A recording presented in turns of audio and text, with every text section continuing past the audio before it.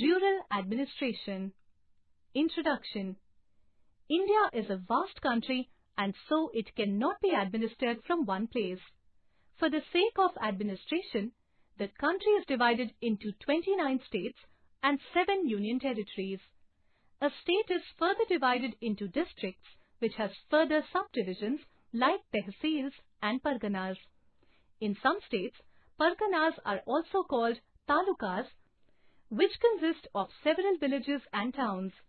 A village is the smallest unit of administration. It is a Herculean task to take care of all the needs of villages such as electricity, water, road connections, maintaining land records, and settling conflicts and disputes. It requires a huge machinery to deal with all these problems.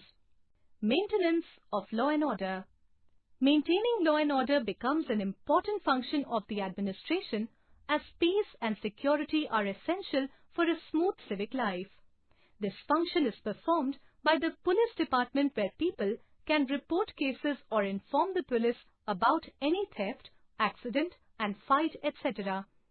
It is the responsibility of the police of that station to inquire and investigate and take action on cases within its area. The superintendent of police is the highest officer in a district.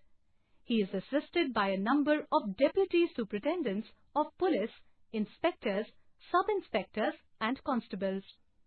For the purpose of police administration, the whole district is divided into a number of circles, each under the charge of a deputy superintendent of police called circle officer, CO. A circle is divided into a number of thanas, each under the charge of a station house officer, SHO. In villages, every police station has an area under its control where people can report a case or inform police about any theft, accident, fight, etc. It is the responsibility of the police of that station to inquire, investigate and take suitable action. In villages, we often hear about the cases of land grabbing by rich people. The police is often reluctant to write down minor complaints. Maintenance of land records. Since agriculture is the main occupation of most of the Indians, therefore, classification of land under agriculture is very important because revenue is collected on the basis of these records.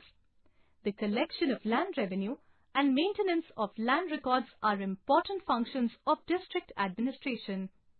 For this purpose, a district is divided into subdivisions which are further divided into tehsils or talukas.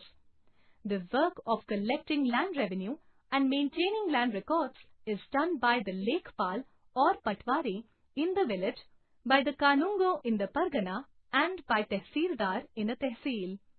The district collector is overall responsible for the collection of land revenue and maintenance of land records in the whole district.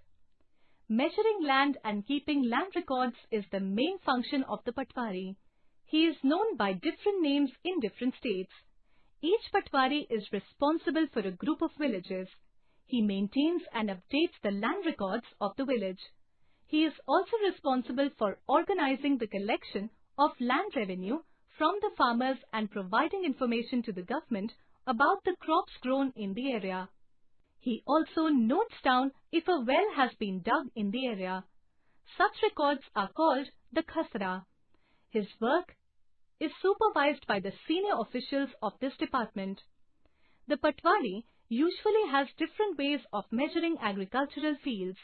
In some places, a long chain is used for measurement and for that he prepares a map and a register for such records.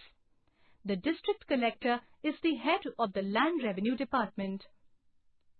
He is assisted by tehsildar, who hears disputes and supervises the work of patwaris and kanungo, who ensure that the land records are properly kept and revenue is collected. Farmers may require a copy of their land records and a map. In some states, records are now being computerized and kept at the village panchayat office for regular updating. Such records are required by the farmers for several purposes like buying plots of land from another, to dig well in their land, to divide property among their children, and to sell their produce to another. A new inheritance law. When we think of farmers who own land, we think of men.